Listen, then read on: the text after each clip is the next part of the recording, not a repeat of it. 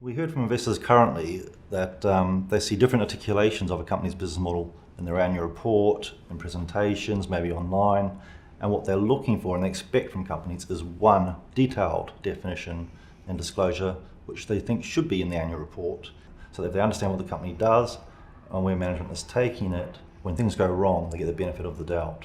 On the other hand, if management haven't explained the business model clearly or are unable to, it generates significant doubts in investors to the point that some won't invest and others will reduce the capital that they were going to allocate.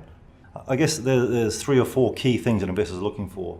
The first thing is linkage. They think the business model is core to the disclosure in the strategic report and the annual report, and they're looking for a natural linkage between business model to strategy around the key drivers of the business model, KPIs measuring that, risks around that, viability linking it all together, and through to remuneration dividend policy. Well, as an ex-auditor and an accountant, material information is information that might change of an investment decision of an investor.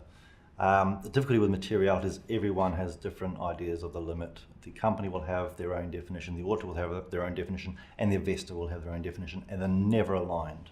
It's interesting that most companies currently provide one business model disclosure, whereas many companies are operating a number of different businesses. What we heard from investors is that they want to see and they expect to see a business model for each significant business. And it's actually interesting that the IIRC also calls for separate business models. We also heard that if management is clear on their business model, disclose it openly, then it engenders trust in investors. And if they understand what the company's doing, where they're trying to go with a clear strategy, when things go wrong, they give management the benefit of the doubt. If there are 1 or 2 things I want companies to do if they've read my report, I think the first one is to, when they're thinking about their business model disclosure, is to think about the reader knowing nothing about the business.